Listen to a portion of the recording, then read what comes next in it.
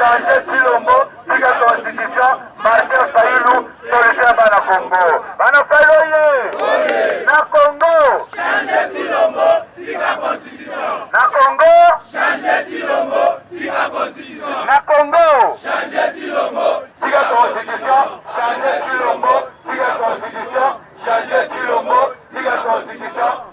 esengo toninga motema mpona yebi bozali ebele liboso ya baposte téléviseur na bino mpona kolanda émission ezwi na yango bandeko balandi ya émission ezwi napesi bino mbote bisika nyonso ezwami bino tika ete kimia ya nzambe tata eyingela omabotama bino ndeko moko vraiment ayebila komotuna nga alobi mama oseya boni tokomona lisusu na bendele ya bule te bandeko langa ezala eka moko bino mpe boyebi okolata yango okosukola ebebi kasi tokoluka mosusu na mikolo ezali bongo komoya kasi tolobana likambo ya mboka po ete lelo tokosola likambo litali bobomi bakulu na pamba te etelemi mpenza bipai na bipai bayike mpenza bakosepela te bamama misusu mpe babengaki ngai mpona koloba ete mama oseya tala mwana ngai ndenge aza kokende mama oseya tolingaka yo mingi toyokaki yo mwa malamu te oko soutenir ministre ya justice pour la makambo ya lobi wana mamose ya tolobi te bandeko na ngai tolobaka bosolo po ete toali bato ya solo passe soki ezwi okokoma mpe biloba loba kasi na kotalaka likambo ya mboka chaîne na bino ya libération ezalaka wana mpona kodéfendre tout d'abord peuple Congo ezali wana po ete peuple congolais ya malamu soki chaîne eye po peuple Congo abika malamu makambo tomonaka soki ezali kaka kena kozelaka lifuti to pe kolinge kolo ayo te tokoki bongo komosala yango te bandeko na ngai pamba te tomonyoko maka tomomono ko makambo oyo tango mosusu ke tolobaka yango te netando eke pamba te manso ezali bongo ya komoloba te kasi lelo tokoyebala kosola likambo yango la ngambo toyeba kobimisa nini ya motu ya pamba te tokondane te kaka po likambo wana ezali ya yo te tondima pete po likambo wana ezwi ndeko mosusu tokotono mabe te bokulaka ikala yango ngala lobaka ete totika calomnie haine jalousie pe ba faux témoignage likambo wana ezalaka malamu te nauti na komoyebisa na bilo ete tokosola na likambo liteli consolation engonga yango ebelemi pamba te mingi baleli ete bana na bango bakei bongo komokunda bana na bango babomi bango bamesu bakomi kobimisa bana na bango lelo baza ba innocent ya solo iyo manso bolobi ya mabe ezali te po nyonso ezali mobele bolamu na miso na bato komomona makambo mosusu oyo tomesala nango te esalaka mpe mwa mpasi bandeko na ngai kasi tokoloba likambo mpe tokosimba yango nalobi bosabone massivement na chaîne ya libération mpe bopartage bémission bolaike botya bacommentaire basuggestion mpe bajeme lolenge mwana mère de Bruno na Autriche asalaka joyeux anniversaire na yo mwana mère de Bruno na banzi ete tomotombeli yo yango pamba te yo kuna po fetaki na Autriche biso mpe awa mpe tosepelaki mwa moke na komela mwa savana mwa Bavaria esalaki biso mwa yeki yango tolobi joyeux anniversaire à toi de Bruno, mwana mère ya Océan de la presse na Autriche na mboka ya Lik Makanaki prisonnier de Jésus. Merci l'équipe pour la télé États-Unis d'Amérique. To benga na mwana équipe pour la télé ndeko langa poto sola mwa masolo ya miike mana nangala kunya do langa na États-Unis d'Amérique yanga mokonzi na Angleterre. Na mboka ya Big Daniel Ngenda ya Océan de la presse congolaise Clovis Tamutunga ya Nico Tamutunga, que Dieu vous bénisse famille Tamutunga mbabi pa biso bozali Océan de la presse atombeli bino bonana nzambe a batela bino azala bongo na bino banso na mama wa biso bandeko kila mejendeta lotaki tumbakane ko tobokela lokonde fa pekato na akene mama la chabien na akene mama social ba mama missionnaire na plus tronde na mboka ya Guillaume Ngangu lao Anita baba ifoku yo moto pe bakoko alumumba mama nanga Odette waku na famille na omobimbara papa na bana tika nzambe abate la bino ba mama ya moto mojali moto mozima mite kabu ya video pembeni ya micro po yo kana penza zalaki jeudi vers 22h dans le magasin. Je dis à date nini? Je dis le 5 dans le magasin. Vous avez un moninga nanga. Moninga nanga a télémi na arrêt la sako me wasi nanga. Parce qu'on a d'actrice na mbongo ya mobimba. On a $20, na 1500 francs. N'habité, n'a changé $20, n'a $5, n'a somba qui s'est monté, n'a somba la bleu, n'a zéna mon besoin, ba musulman mo bazali pembeni na baoteka tanga comme pembeni na bango na kyokuta baokanga na bite nazonga naki na lozone masa na ngato kitaka tika baluba na somba na bimi boye na table na moni 4 personnes bisatu baturenga moko ayeba mombanga telemi na nsima na ngai o wana azalaki liboso na ngai ataki veste asinga oyo otambola boye na butu ebikende ya boye na miniti totika na okufinga o nasali nini emisi mama machete betinga na lokolo ntango abetinga na lokolo boye nata boye makila soki ekiki koetikala yanga na droite na balukalo wana kima po bakani aza awa soki azalaki na nsima na nga atyelinga lokolo nakwei na se ntango nakwei na se bakisinga lichette na motu lichette na mosusu mpona perdre connaissance bakisinga lisu lichette mosusu lokwa ezonga na elongi koto soki nazwi loboko na tie koto oyo eza ezokisinga ndambo koto lipeka ndambo eratenga koto ya panzi koto na perdre soki connaissance nakwei na prince nde nabeleli na kufi moninga nanga azalema mosika kuna yoki soki nabeleli na kufi. Merci, assalamu alaikum na mama Adja Awa. Pe ba musulman ngo bozoyi bongo na South Africa, la mboka ya Gilo Mpinga pe na Nairo Mpinga gi merveille kitoko pe papa la mama ba bonane na bilo nyonso boyi bongo na South Africa, balandi océan de la presse congolaise, balandi ya océan du Congo, chaîne libération, bo benga ka to benga la ka na Tchad, to ko benga la bipai na Côte d'Ivoire, Gabon, Kenya, Tanzanie, Bujumbura. Tozali na bilo pela merci Nzambe aleka na kopambola bino. Mama Bonheur Nzamba pambola bino, mama Genese Manga, mama Emily 12 pepele ambetolo, mama Emily Nzemba 12 pepele ambetolo atakokala fondation Lukoki, petite sœur propre, hein? Petite sœur propre Mireille Landou, que Dieu vous bénisse. Tous les billes pensent à bosser billes, pour amener Angola, no bon dia botar de bono itaire monsieur Kokome la bino, mamour d'Angola na mokite na Florence Matondo bido. Bolandi vidéo oya garçon oyo auta kitambo espero expliquer bino azozonga ndako ambiska dina nakutela kinaye akutela na bushwa ba colonel batuwana balingai ba bomaye asa kufaki kola $20 na ye bolandi bato ya lolenge obasala bango.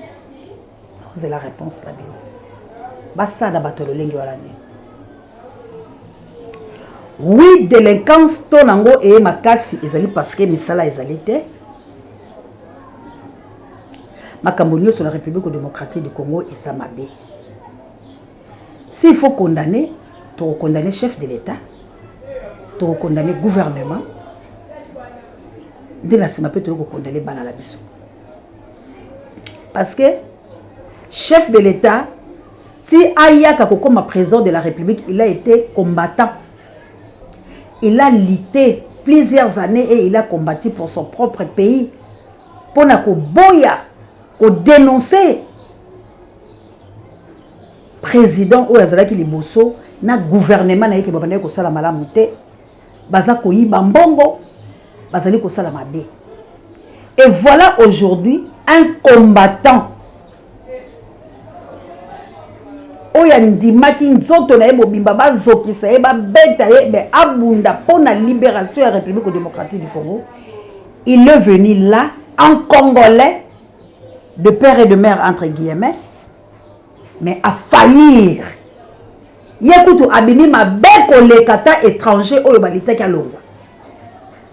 À faillir depuis qu'il est président.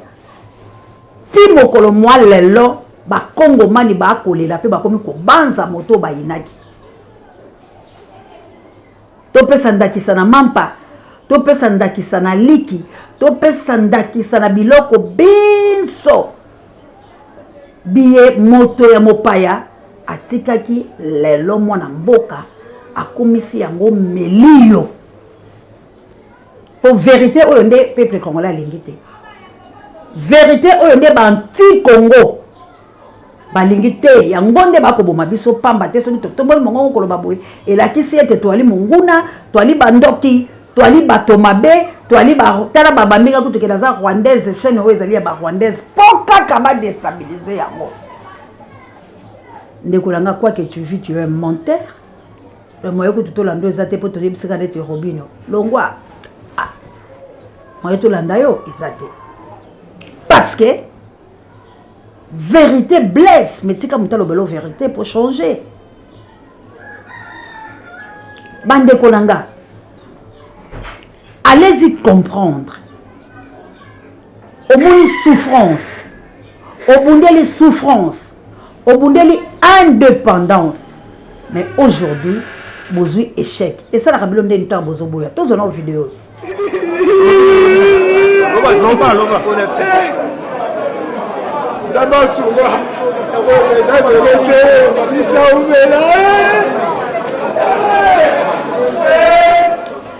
boki kolela ya mwana mobali yango nde epesi pasi mama soki naboseli nkombo na ye azalaki senso ye mutatindela yenga video abimba mosi atolandaka yo mama biso alaki senso soki yo te me tala atindelenga video mama oyoki pasi te salaki pasi moboti moko te ata komwana azali moyibi akoya kolobake oboma ye soki ezaka yesu te na bosolo biso nyonso toyokaka pasi mais sikoyo eloko ozosala biso mabe ezani po tozalaki na kokende nanu na likambo ya tata mokonzi mwa ekolo oyo abundelaki ekolo wa biso bandeko na nga sikasika wuto tata ya détournement na détournement koyiba na koyiba wuto bango moko baya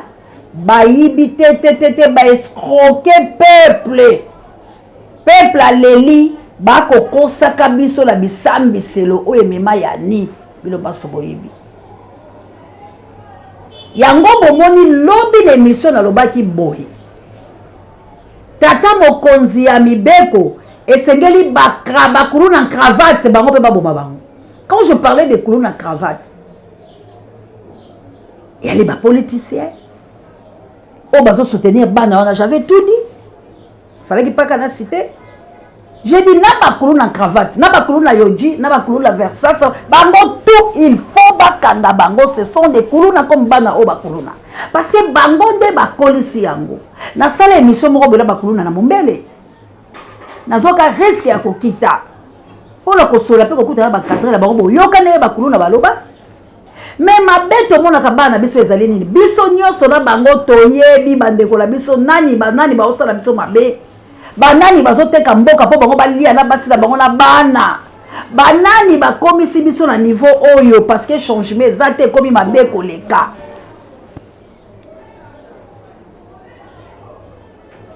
passé ya Kabila tokomi komona ngo bien aujourd'hui parce que Kabila tikaki dollar na tani lelo oyo tokomi kosala comparaison na likambo to boyaka lelo peuple balobi Raïs a distingué les sous. Bon, tu as la journée, bimi. De Raïs a distingué les sous. Donc, vous savez que tant que les oya et ça la passe parce que Nabitumba la biso, Naba président Félix, to bundaka pona kolongola Kabila bolambu eya. Soki ayoka kabiso ba peuple ndenge to votaka Martin Fayulu Madidi na kotika ka Martin Fayulu Madidi. Mais tant mususu lelo makambo za ndenge mususu. Mais lokola ya kota kabu ya l'homme puissant. Tchela ngalo maloba musée oyo. Pour le to kozaka muke nazo sukisalanga. Et Museveni l'avait dit à la délégation de ministres des Affaires étrangères de SADC que le Congo a besoin d'un dirigeant faible. Kabila est trop fort.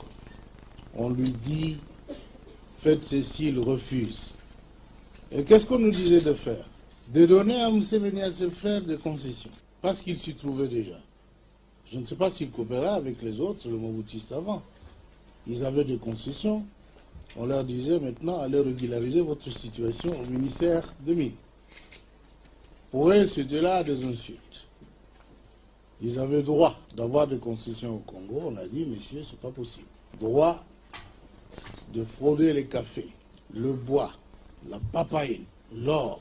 Et comme on ne pouvait accepter que ces choses se fassent autrement que par le canal légal établi, c'était une source de mésentente. Enfin, l'expansion territoriale est une autre motivation. L'Empire Hima-Tutsi a besoin de territoires, de terres congolaises. Et vous savez que nous ne sommes pas d'accord. Je viens d'apprendre ici, que vous n'êtes pas d'accord non plus. Alors, cette guerre qu'on nous impose est une guerre injuste. Nous devons la dénoncer. Nous sommes venus la dénoncer parce qu'il y avait une duplicité dans l'attitude de beaucoup de... Mouza lobaka makamoko très capital. Et puis la ligne na la Congo ndenge toza awa. Na kangi nanu tocha kola na fungola parenthèse o ya Mouza Laurent Désiré Kabila. Pour bon na ke éducation, rééducation et ça peut bien. Mouza akuta biso tozali ko vendre l'impolitesse. Maman na papa o aza boba ngete bachani makolo pour la transport. Mouza a betele yango film. Akuta ba recevoir ba côté le makalibanda. Alobi na Congo la ngai faut la pesa ngo sens. Bana na ngai po Bible pe lobi soki mwana zo kate moi film ça la radio. Alors ti Mouza akenda ti lelo la bisi. Tokoma ko boudé ko vendre 5 personnes. Mais liboso to zalika to kende kaka. Po to zalaki bana oyo pate azanga mokengeli. Ah, nzemba Josa réel ngai personnam. Doudou Adoula. Nzemba ba imbaka pata azanga mokengeli. Bon moi nga la spiritualité connectée. Po makambo to yebisa bino, ezali makambo ko pesa bino vie. Pe mboka la biso ko soit indépendance ya ko na bakabo s'abonner. Pasteur William Okarmena ake. Bon s'abonner. Maman Dolo, partagez mes missions à la Suisse, hein? Attends, quand on benga la maman la jolie, bon partagez mes missions. Ah, on a libération pour étumba ya Congo de Ango, tozo fungola, tozo panza mayele, pour tout le monde a la saisie, on tika la tête, tozo landa. Ti bato boza la se, pour tout comme la ligne moko pour tout bungela mboka la biso. Nous avons le droit à défendre le patrimoine la biso parce que loko ezalate. Partout il y a des koulouna, partout il y a des voleurs, mais la mboka la biso excès. Ezalate. Na mboka moko te miyibi bazate, na mboka moko te ba bandi bazate. Mais awa te ezalate. Pourquoi? Parce que ba konzi ya République démocratique du Congo ba utiliser bala la biso wana. Ba pesi bango Congo du progrès. Parce que comme l'homme puissant lobaka, n'importe Kabila azaki la ba béret rouge d'ailleurs ba mingi. Alors, biso to bouya ki makambo wala parce que bané ko servir nation te bané ko détruire nation. Parce que bako kanga bako boma. Mais l'époque la biso sikoyo ya mona mboka Félix Antoine Tshilombo na Augustin Kabuya ba pesi du progrès. Bon mona bakangi plus de 300 banya batina ba na garnison maluku. Et puis du progrès wala ba rappelle la tenue na bango balataka. Et puis tous les coulons de la batama comme du progrès. Qui est faiseur des coulons? Poto comme lelo. Il faut pas arrêter la source, on va arrêter aussi les coulons en cravate. Bateau, bateau, bimisa banda biso. Ministre de justice a retiré Kabangote. Akokanga bango parce que bateau ya IDPS balobi Kabouya bana ko melisa biso bambangi la balotoko. Cela veut dire azali faiseur ya bakuluna. Boyo qui parti IDPS là ti bato bateni na qualité nini. Ministre de justice a hollande la bango. C'est pas du politique costume aux coulons la cravate, on ne peut pas t'arrêter, c'est ça que j'avais dit. Parce que Bana Obaza soutenu quelque part. Et puis la police, il faut recyclage. La police, va moussa nango. C'est quoi comme une Bakoulou na bango boko basu bango comme éclaireur. Allez-y comprendre. Bazakala barandu, ba bom sabaninga mususu. Il fallait pas chercher encore de coulou na pas éclaireur. Comment un coulou a comment naie secrétaire particulier, il y a ministre Moko Songolo. Ça n'a pas de sens. Ça n'a pas de sens. C'est un délinquant. C'est comme ça la bande na yo beaucoup ya bakuluna, lokola bozo sauvegarder ba pouvoir na bino. Oh bozu yango na koyiba peuple, bolingi bo démissionner parce que vous ne travaillez pas bien. Bolingi si konta mon peuple azoya, le même peuple là bobundi si bango na bandeko la bango. C'est ça politique ya bino. Alors, ministre de justice a le devoir. Il y a kokende koluka ba source ya batuwana. Il faut ça le Eli. babengi Eli malade eza wapi malédiction ekoti mpo na nini Eli alobaki na oke na source bayele Mungu aboma maladi na source parce que soki akangi ka bango efezaka bakulu na batikali ezaka danger permanent un goutte dans l'océan. Donc il faut qu'on kanga ba maître ya bakulu na wana oyo babimisaka bango nazo ba marche moko ezalaka ya SID ou Lamuka El Fayoulou président que Dieu vous bénisse et comme akana nasi na mabaya entrée à victoire nini ezali na politicien moko abimisa bakulu na kombo na ye Jean-Marie Lukulas abimisa base ya bakulu na po attaquer marche wana alors babomba mite bato oyo baprotégeaka bakulu na bazokosa lokwa bazolesa bango bazolatisa bango bazosala bango oke ezali babase na bango babomba bakulu na basala baplace bavandi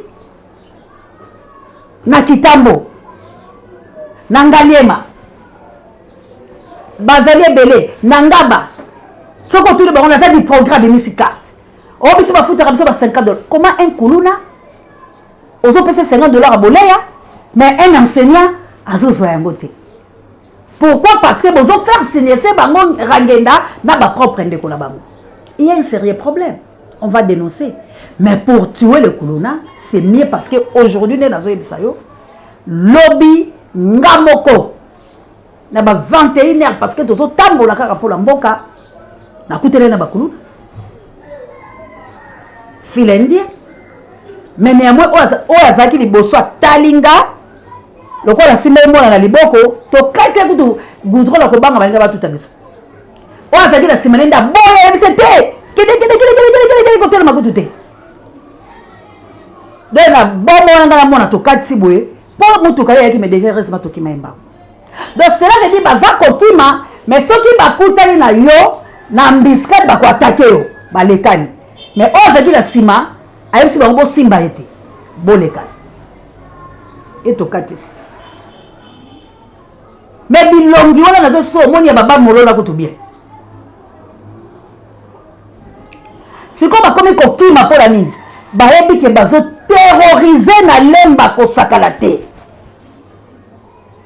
bazali koleka na koramasser tout le monde basi bango bapesa bango ba diarrhée allez-y comprendre comment monsieur bimana Kishasa tellement baoki bongo lobby de bakimba ki po bamoni ke épreuve à l'appui premier lot babikisi bango te ezali te ke po ministre de justice aza motema mabe ke ye aza la famille te non ezali kaka kolia nanu linu ke koloba ke likambo oyo nanu esila yaya bato bazolela toza tranquille te biso toza bana ya Zaïre bana ya Mobutu tozonga la ndako ba 3 heures outi penza yolo kapela ou ezo ozozonga no ndako pela goudron pro biso benga prince malembe ti okoti na ona ngaba obambi ko ya pe paka okutela ba soda bila ba uti wape ero to okuti la biso fete ba accompagner bino pe misusu ba koti bilo la ndako bokota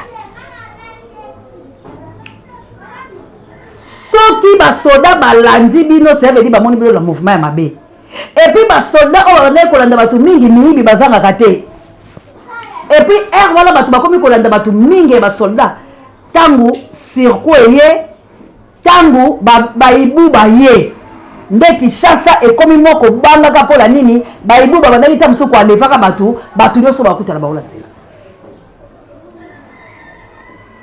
mais ba JMPR na biso wana batiaka bango basakala ba commune mpona kolekala ka kosalaka patrouille ngakula bundala moko na baba na biso po amoninga na ba $1 nanga ndazo panza go boye ya kanisa kane tesa ba $50 po ya kobotola nga l'époque to bundala ya betanga musoko lisoka munduki boye na kanga ye tête po ngapela mwa mystique ba kote wala ti batu babimi ba camarade mo batoki yo monde mosa ko isio comment yozoya olotu na mutu yozoya botole mbongo na ye po na nini ba soda la biso Mobutu bazaki enseigner eloko kosala to kosala te soka kangio akovandi so la commune voilà kabu ya place ba violaka ba fille wala babuki yango tchala na ngotota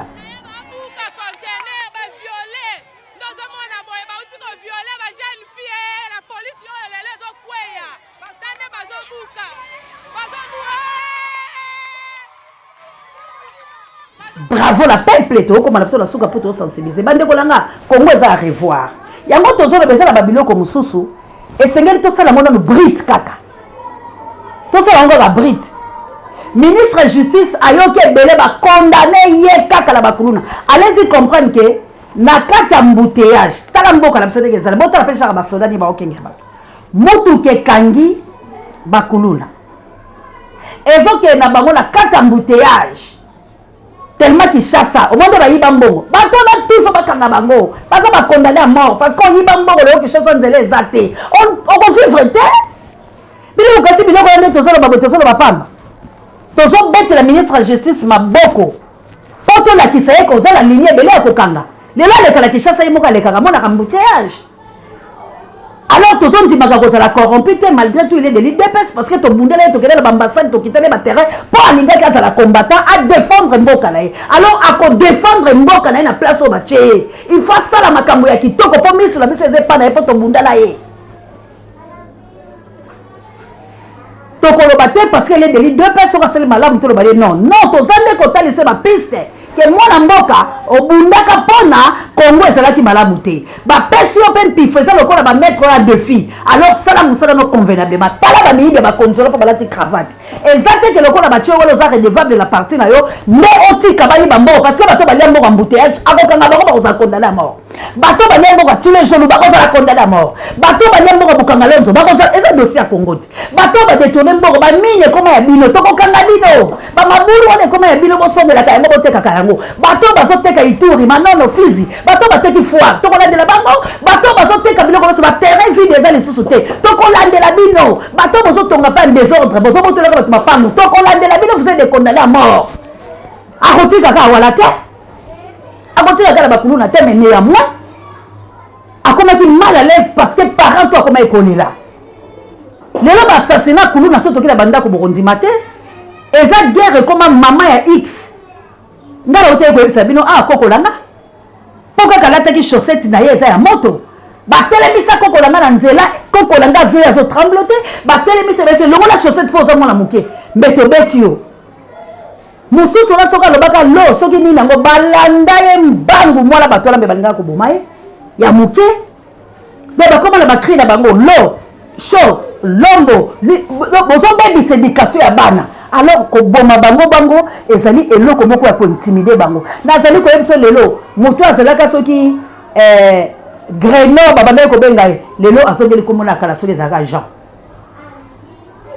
moto azalaka soki babengaka comme moko soki roi de fer lelo azongi Guy pona nini bayoki son alors il faut basala bango bongo il faut basala bango bongo po mboka na biso ezonga na malamu tozala problème ya bato bayiba biso ba mbongo ba forage ba lampadaire mais bazaka ba condamné à mort bato balia mbongo ya éducation bazaka ba condamné à mort bato balia mbongo à 100 jours ba moto dona biso ke ezala mutu te o ba kotika kaka pa mo justice ko telema mutu nyonso azana problème ya mbongo la biso ba uti ko mela biso ba rama procès suki bongo bulu yeke baza ba condamné à mort parce que to kotika bango te.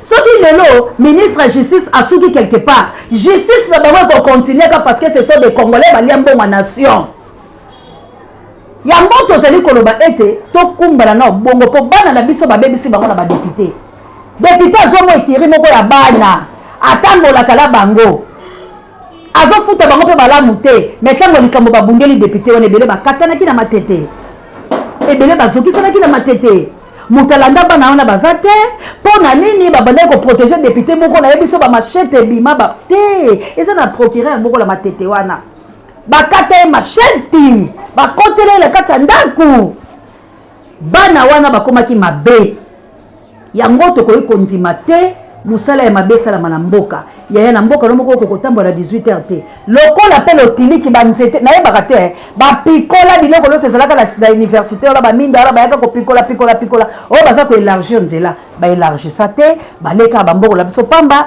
ba sali makamno soka ya mabe ko yiba biso ko détourner pour pas bango faire protester ça baza ba détourner mais nga baza ba détourner te mo za ka mibi bazo détourner mbongo ya biso bazo yiba bango no so baza ka mibi lokwa ba kuluna ba yibi téléphone mais pas ces années bana na biso o bazo yiba ba téléphone lelo baza ba dangereux façon oyo baza koyibela mokolo eloko na ye soki ozwi chance bayibi osimbaki na liboko bakimi sava mais soki olati saki mpo bakata osaki fo babeta lisheti ye azobeta lisheti wana na libaya te na nzoto ya mutu donc azotika na défaut mpo ayiba osaki c'est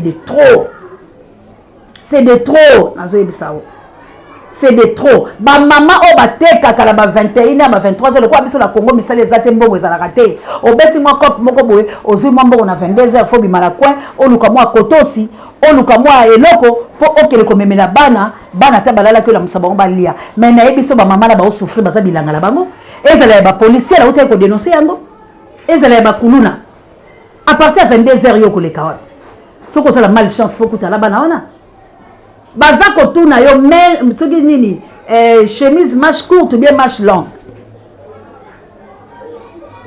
de wana position bakatelo liboko position basasa o bomona mwasi na zeli baopasola ye sans pitié yaya bana wana koboma bango mpo na nga ezali crime te parce que batué par le pays eza na bafamille oyo baleli bapère de bala nga nayebi bango mibale bakulu na baboma bango mibale ti le mama nazwa liboma mibale bana na ye ya mwasi na mobali bakulula babomi bango likolo kaka balinga mwana ye ya mwasi mwana ye lokola boya akoki kobima te famille wana bakulula baterrorize yango ti balalisa mibale kama nzendele c'est anormal oui bachef tout baokanga bango tout baobikisa bango te baoyo bayebi bango mais bana wana nanu basala bango bongo babrutalize bango baza sans pitié bameli bamakila ya banyao bale esulungutu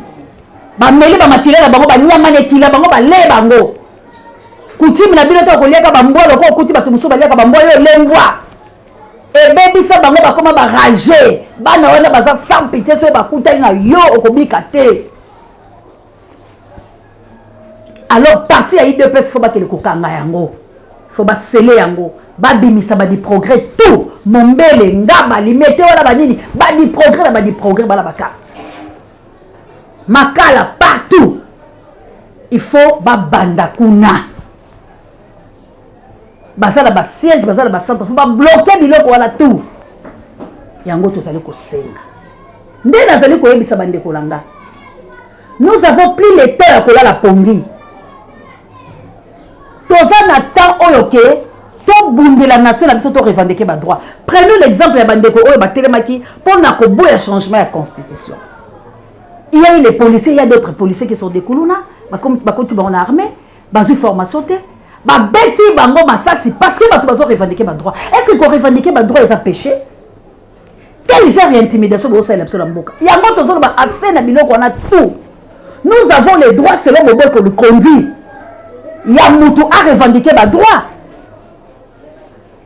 balobi na biso l'article 64 balobi mutu loso azu bokonzi la kanza pe azosala yango na lolenge ya kanza et c'est bien le peuple va telemela ye lingomba ya batoto mutu moko bisika azali mais biso epa na biso loi efonctionnaka te tozotambola la loi du plus fort est toujours la meilleure non yo oza meilleur te tout homme est faillible comment yo ozolinga kaka yo nde oyo olobi yango esalama olobi ngai nde le garant mutu akoempêche nga sa te non peuple akoempêche yo parce que pouvoir au peuple la voix du peuple c'est la voix de Dieu tant le peuple olobi non il faut cesser mais ya bino bolingi te tala trouble ezali kokota yango da exposer matière pour la koyebisa bino ke nous avons le droit ya koboya phénomène kolona maman papa mwana oyo kotaki kolona par sentiment ya baninga t'as encore le temps bima eza na mwana moko kuluna rigaine nga atangisa ye asala kuluna na pasi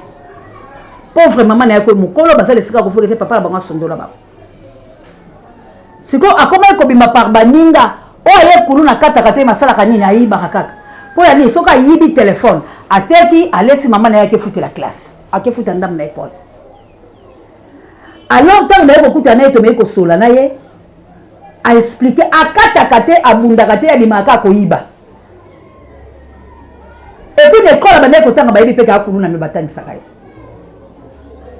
donc tant que tu écoutes la bête n'gali sonne c'est tika ko yiba na quelle école on a foutu les minerval na pesi mbongo na bisale loko moko pour la maman na wa ayo senga maman ko mona ngala nzela te et azo diplôme na ye de lo bande ko musobe bazo e ba otangisa na université bazo pe maman na ye bande ko le ba boko la ba o mone mutu mususu a konti kaka pour la manque à faire ya moto zo condamner gouvernement ça na compte part ya ko beba ya génération oyo ya ko beba ya République démocratique du Congo faute makase za ya gouvernement ba para ba ozo mbongo te bana ba oto sa ba boti te parce que boboto zo laisse moi noto za la respect vis-à-vis à mon anata ko aza redevable pas dans la ligne hein oza garant na yenani poso garantie vie na yeto zo bem c'est moi atanga kate moi la zo lia malamu te tanga kute na mpepa baninga mabe ko kila alors faute to zo lancer ça la gouvernement ya moto zo ça peut ministre de la justice na bela kilo bila bi de kuluna cravate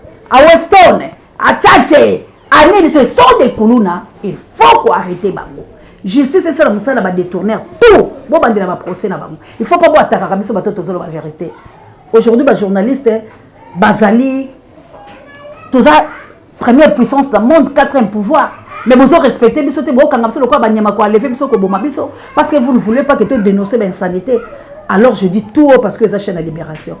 Et Dieu n'est pas contre la Moussala Obsoto Salak. La sensibilisation doit sensibiliser le peuple. Il faut révolution dans la République démocratique du Congo. Il faut revoir tout dans notre pays. Il faut nyoso to bandela, nyoso. Tous les mokonza sika. Gouvernement c'est la sika, ma comment c'est la sika. Et puis il faut to bundela ba Rwandais pour récupérer notre nation. Donc on pèse sa kagame bamboka la c'est facile. Et puis mobeko le konze la bango avec dernière énergie ko change jamais été. Vaut mieux Félix Azalaka cirque boma bisonyos. Et vous savez le côté. Pour y aller il faut Kabila bomaye. Pas boma ba congolais tout. Alors message à la pétose c'est le boma biso. Mais tu reçois la pour la communauté de consolation. Nous avons besoin que ça la consoler surtout les Congolais parce que nous manquons Christ dans notre vie. Tout ça la pensée Seigneur azonga pena la katemete malabiso. Au moko na moko ayebelo ko nya osala et puis pourquoi bundela ramboka la yo pour ba valeur à mabele pour ba valeur à lipamboli o ba pe valeur à nzambe que Dieu vous bénisse. Merci la Kabouya l'homme puissant échange par l'équipe qui gagne.